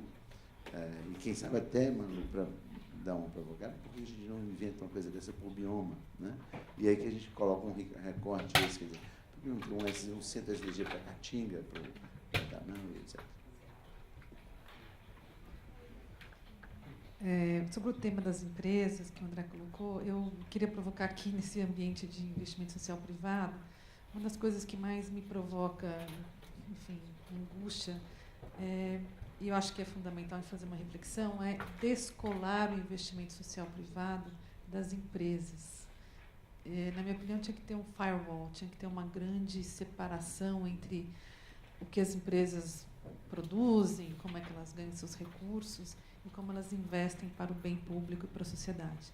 Esse casamento a gente vem assistindo aí, às vezes pode ser perverso e não, enfim, não vai dar conta, não vai ajudar a dar conta do desafio. Então, essa é uma grande provocação. A outra é que o impact investment, o mundo do investimento de impacto, eu acho que é uma das grandes soluções disruptivas que o Fernando bem conhece, mas eu acho que ele ainda está se formatando. A Malu bem colocou aqui, mal está tateando o social, quiçá o ambiental, está realmente distante do ambiental. Eu tenho, olhando de quem está sentado numa cadeira do mundo ainda não modelo, né, do século passado, das não governamentais, em que a gente depende muito de doações, né, dos grants, a gente olha com medo para o investimento social privado, porque é o mesmo recurso. Então, se vai haver um desinvestimento naquela tradicional modelo de doação para gerar bens públicos, e isso vai passar a ser através do investimento social privado, eu acho que tem que haver uma grande reflexão pela comunidade dos doadores, dos receptores, para que a gente não descubra um santo para cobrir outro. Há bens públicos, há situações que não vão ser objeto de negócio. Vou dar o exemplo do lançamento de hoje aqui. Empoderamento de mulheres negras não vai acontecer através de negócio, dificilmente, imagino, não consigo nem imaginar. Então, precisa de doação. Então, vai ter muitos temas ainda que o mundo dos negócios não vai dar conta. Então, essas duas provocações. E a última colocação, tentando responder o Fernando sobre disrupção, acredito muito no que ele está falando, que agora é momento de salto quântico, de grandes soluções criativas de baixo custo, inclusive, para a gente poder dar conta dos desafios. E também vejo no que a Camila falou aí, muita esperança em muitas soluções que a gente vê trazidas pelos jovens, das economias criativas, né? Vou citar um exemplo aqui, enfim, tem três exemplos que eu quero trazer, não são de economia criativa, mas, assim, para mim, são exemplos de disrupção e de grande ambição. Um é do Félix, um alemão que com 10 anos começou a pregar que a gente tem que plantar mais árvores. Ele colocou uma meta de 1 trilhão, criou uma organização chamada Plant for the Planet, Plantemos pelo Planeta, e está agora no mundo inteiro contaminando jovens. Criou um método muito interessante de engajamento de jovens que gera responsabilidade, gera replicação. Estão no Brasil, ali em Mariana, estão chegando em Salvador. Outro que eu acho disruptivo é a proposta do Instituto Alana, do Believe Earth, colocar luz, mostrar os casos belíssimos de lideranças, de organizações, de instituições que estão criando soluções no mundo inteiro, fundamental. Então, recomendo, procurem, se você não conhece ainda, o Believe Earth, porque ali a gente está aprendendo muita coisa bonita. E o último exemplo de Israel, que eu acho que é um país com recursos naturais limitados, que conseguiu dar a volta com educação e investimento em pesquisa. E hoje estão trazendo aí muitas soluções. O exemplo mais conhecido nosso é o da água, né? Como é que a gente pode plantar com tão pouco, com gotinhas de água que os israelenses resolveram. Enfim, tem inúmeros exemplos saindo dos grandes centros de altíssima tecnologia, e, com isso, o valor agregado para a economia é fantástico. Imagine um Silicon Valley na Amazônia gerando valor agregado alto daquela biodiversidade, usando conhecimento tradicional e compartilhando e gerando renda para essas comunidades que têm esses conhecimentos tradicionais. Então, eu acho que a gente tem aí, pode fazer grandes saltos com até que investimentos limitados. Obrigada. O investimento de Israel foi em ciência e tecnologia e educação, né, que você falou.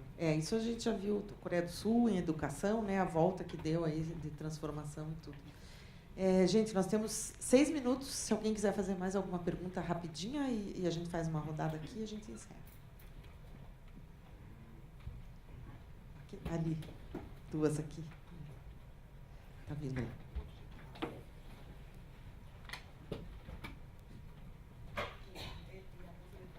Thank you. I'm sorry I don't speak Portuguese, so it will be in English. But maybe somebody can translate for me? Yes. Can you do it? Yeah. Okay, then we need this. My question is to Virgilio. Tá. You have invited me here. Thank you for this lovely congress. Pergunta para o Virgílio, que convidou ele, está agradecendo por estar nesse belíssimo congresso. My name is Jafar Jaji, and I'm coming from Denmark. O nome dele é Jafar Sati, ele está vindo da Dinamarca. I have a small family foundation to put more than $30 million to promote and help poor people around the world. Ele tem uma fundação familiar, na qual ele já colocou mais de $30 milhões para ajudar as pessoas pobres no mundo. And we're going to do something beautiful with Virgilio in the Amazons. Fazer uma coisa muito bonita com o Virgílio, com a Amazônia. And we have the program of humanity that Virgilio was talking about. E tem o programa do Move for Humanity que o Virgílio mencionou na fala dele. I'm coming from a part of the world that's called Scandinavia, Denmark, Sweden, Norway. E numa parte do mundo que é a Escandinávia, né, Dinamarca, Suécia e Noruega. For us, it's normal to have free schools, free education, health system, for everybody, and not only for the rich. É normal ter escola, assistência médica, enfim, serviços sociais de uma forma gratuita para todo mundo. Isso é normal, não só para os ricos. So I think Congress like this is sometimes good to push people out of the comfort zone, you know? We're all sitting in the comfort zone and feeling good, but maybe sometimes we have to push ourselves out of that. Então, congressos como esse são bons para empurrar as pessoas para fora da zona de conforto, né? Às vezes a gente fica muito na zona de conforto e às vezes é bom sair da zona de conforto para ver como é que é o mundo fora dela. We know that worldwide 1% of the population does more than the rest 99% of the world. No mundo, a gente sabe que 1% da população tem mais do que 99%. 8 people has more than 3.5 billion people. Say it again? 8 people 8 pessoas têm mais do que, more than 3.5 billion. do que 3,5 bilhões de pessoas. And Brazil is the 7th biggest economic in the world. O Brasil, como 7ª economia do mundo, You have 42 billionaires in this country. tem 42 bilionários aqui. 6 of them 6 has deles more wealth than 100 million Brazilians. têm mais riqueza do que 100 milhões de brasileiros. So how comes that Norway is the biggest donor to this country? Então, como é que a Noruega é o principal doador desse país? Né? I don't understand this. Eu não consigo entender. Is anybody, Virgilio, trying to have a program in this country to get the leaders together to help Brazil and to help the 16 millions who are living in extreme poverty in Brazil? Tem alguém tentando colocar os bilionários juntos para fazer alguma coisa pelo Brasil e ajudar os 16 milhões de pessoas que estão na pobreza aqui no Brasil? That was my question. Essa é a pergunta. I'm sorry, but if it's Isso aí. esses números são números assim que é legal dar uma refletida, né? Coisa impressionante. Voltando à questão dos líderes religiosos, isso não é ético, né? É moralmente um absurdo isso, é uma questão moralmente absurda. Né? A questão aí a Malu falou, isso é a função do GIF, né? Estimular o investimento social privado. Agora, eu acredito que a gente ainda tenha muito a fazer. E eu acho que esse exemplo que você está trazendo, até pessoal, né? Porque eu já falo, a história começou num debate interessante, a gente conversando num café, ele falou assim, olha, eu já tenho 3 Porsches na garagem, para que eu vou ter um 4º Porsche? Não faz sentido. Né? Não tem sentido gastar mais dinheiro, vou doar parte do meu dinheiro. Né? E começou a doar, fazer várias coisas no mundo inteiro, etc. E descobriu nisso uma fonte de não só de inspiração para a vida, mas isso acabou refletindo no próprio negócio dele, que é de construção civil e tal, né, na Dinamarca. A gente precisa espalhar essa questão da cultura de doação. E eu acredito que a gente tem que estimular, por um lado, a emoção, e até um certo constrangimento de um lado, e de outro, por instrumento de políticas públicas, porque no Brasil a gente não tem uma legislação que estimule isso, especialmente sobre a questão de heranças. Né? Nos Estados Unidos tem essa cultura de doação, porque a legislação penaliza as heranças, então acaba sendo um caminho aí a doação privada. Então acho que a gente tem, de um lado, uma falta de cultura disso, mas eu olho para isso de uma maneira otimista. Eu vejo que está tendo um movimento nesse sentido. Né? E eu concordo com a Raquel, eu acho que é importante que se crie uma cultura de doação não ligada aos negócios das empresas. E também que os novos bilionários que se ingressem nisso também resistam um pouco à tentação de criar só as suas fundações, né? E criar uma cultura de financiar mais a sociedade civil, que é um outro problema que a gente vê também. Muitos novos doadores estão criando as suas fundações, cada um com o seu portfólio, e aí acaba aumentando o custo de atividade e meio, porque tem que ter o diretor, o presidente, contabilidade, não sei o quê, estrutura, secretária, e que nós devíamos estimular mais. Talvez essa seja uma discussão importante para o GIF ter, né? Qual que é o papel de instituições pequenas e que sejam mais grant-making, mais de doação, do que de execução de projetos próprios. A gente tem um grupo eu queria só falar que o GIF tem um grupo que discute isso, de grant-making, de grantees. A gente discute isso bastante. Isso é um ponto super importante que você colocou. Essa questão de ficar criando várias instituições e não doar para o campo, né? Ou não facilitar o campo. A gente tem essa discussão, sim. Nossa, vamos começar um novo debate, então, agora, né? Mas eu acho que, resumindo, eu volto para aquele ponto. A solução é a colaboração, é a gente conseguir transformar essa cultura. Porque mesmo esse ponto que o Djafar fala, né? Que então esses 6 brasileiros, 8 brasileiros bilionários que não investem, eu acho que a gente tem uma cultura nesse país que a gente não pensa a filantropia brasileira era um assistencialismo onde você privilegiava grandes que continuavam querendo ter essa fortuna para poder fazer o seu pouco, né? Mas aí na hora de registrar uma empregada doméstica não registrava. Então, acho que são estruturas da cultura do país que tem que ser mudada. Eu acho que o trabalho de vocês e o trabalho que todos nós aqui fazemos está elevando esse nível. Acho que a gente chegou no Brasil num outro momento de discussão.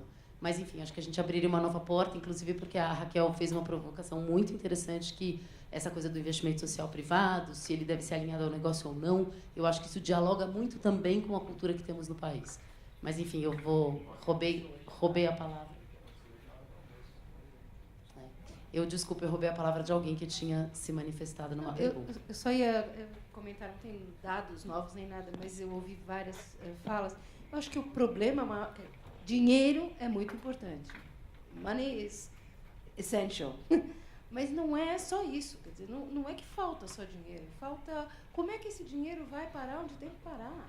Eu acho que os maiores problemas estão aí, nessa distribuição. Então, falar de dentro da Noruega é muito mais fácil, porque tudo funciona. Aqui não funciona, os canais não vão, para no meio, não volta. Então, eu acho que você tem que investir em políticas públicas que levem a isso e na educação. Quer dizer, mudar uma cultura não é de um dia para o outro. Mas, nesse terreno infértil, só buscar doação E eu estou falando... Eu sei que tem um trabalho, né? Agora vai ter, amanhã, não sei, vamos falar de doação. A cultura da doação. Tem gente trabalhando isso. Mas isso é pouco. Isso não é só dinheiro. É toda uma estrutura que precisa. colaboração é uma coisa, educação é fundamental, e políticas públicas. Investir na criação desses canais que vão perpetuar o caminho do dinheiro. É isso. Eu queria só comentar sobre a questão do investimento no Brasil, da filantropia no Brasil.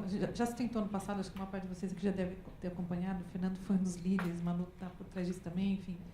A gente ainda não tem a dedução fiscal associada à doação ambiental. A gente tenta-se isso no Congresso há muito tempo, o Congresso atual não é o Congresso para a gente trabalhar isso. A gente tem, de tempos em tempos, que retomar, unir toda a sociedade com investimento social privado.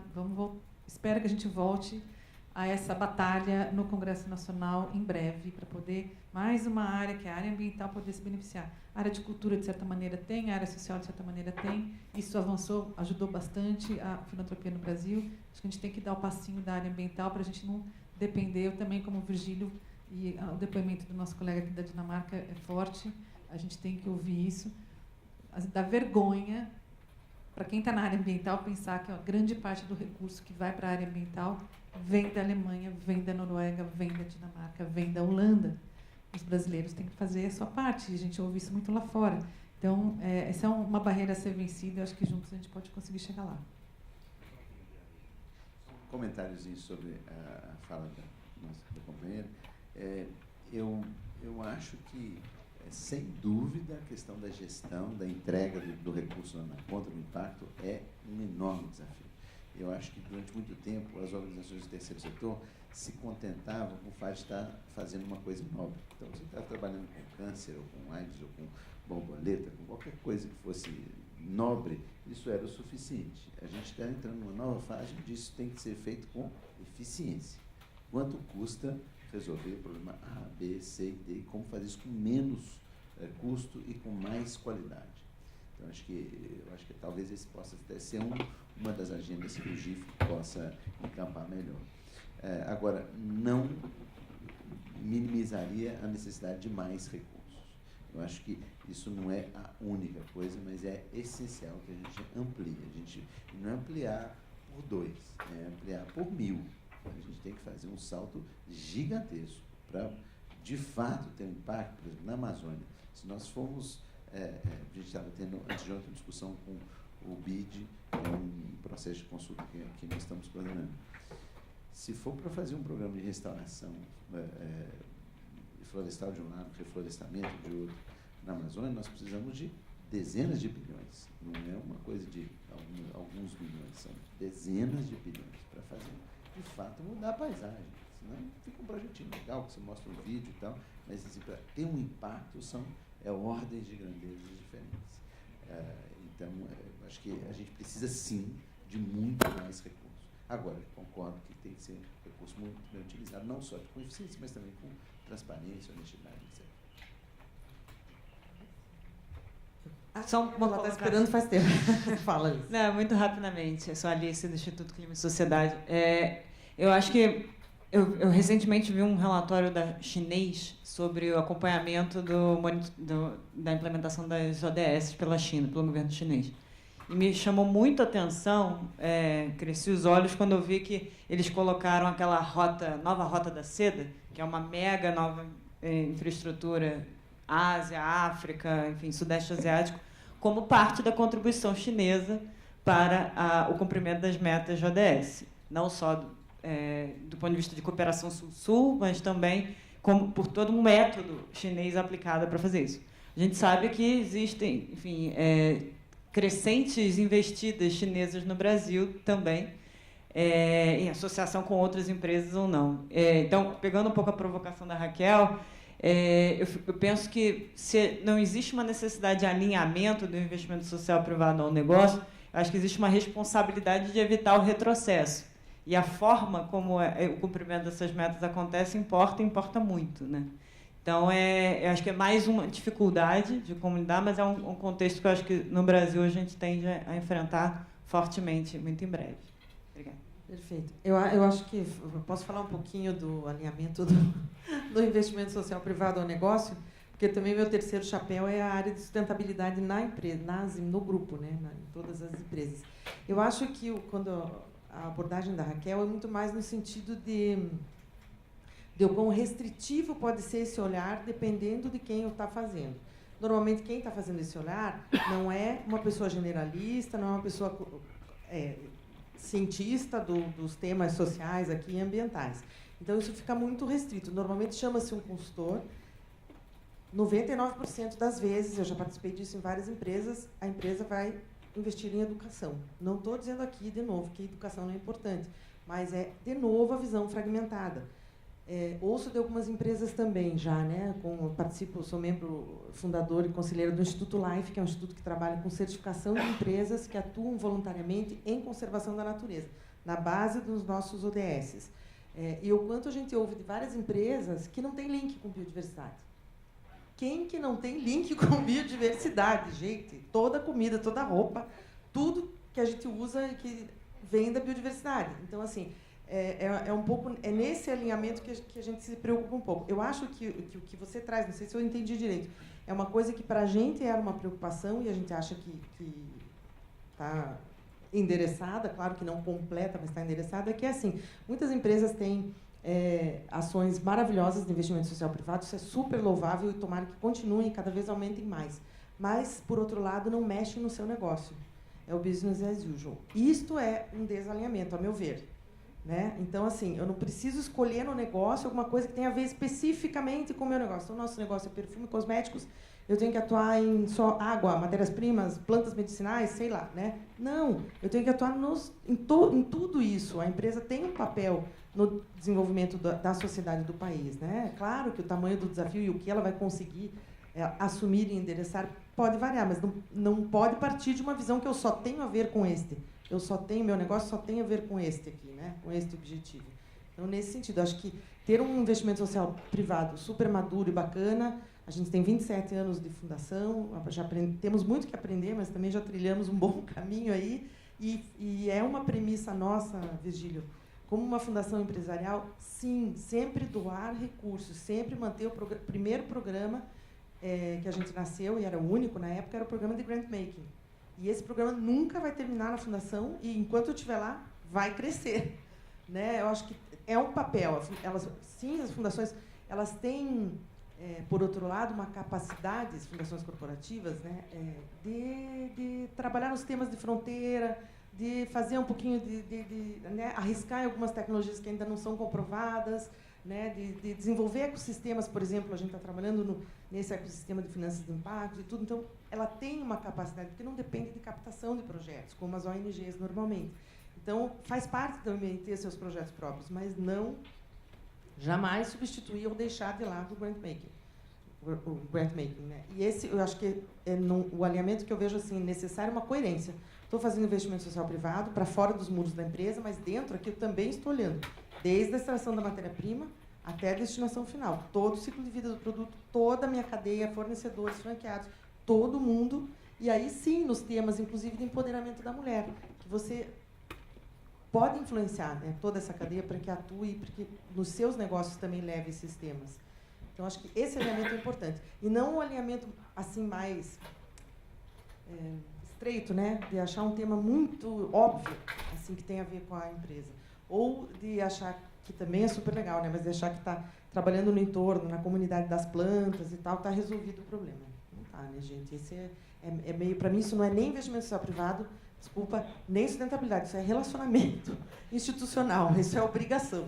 Né? Mas, enfim, acho que o GIF tem feito esse papel de qualificar o investimento social privado, de atrair novos atores. Acho que a gente tem uma curva de amadurecimento. Quando você começa a fazer um investimento social privado, vai aprendendo, vai amadurecendo e vai também aumentando a sua expectativa como investidor, de querer transformar os sistemas e não mais só ter projetos bacanas. Né? Então, acho que esse também é um tema que para o GIF continuar evoluindo. Mas, gente, já acabou nosso tempo. Eu queria super agradecer a Raquel, o Virgílio e a Lívia aqui por essas contribuições e provocações e ampliar o nosso olhar para os ODS de uma forma integrada. Acho que a nossa provocação inicial aqui foi bem contemplada, da gente ter essa visão integrada. Agradecer a todos vocês aqui pela participação e pela audiência. E bom congresso aí a todos na sequência.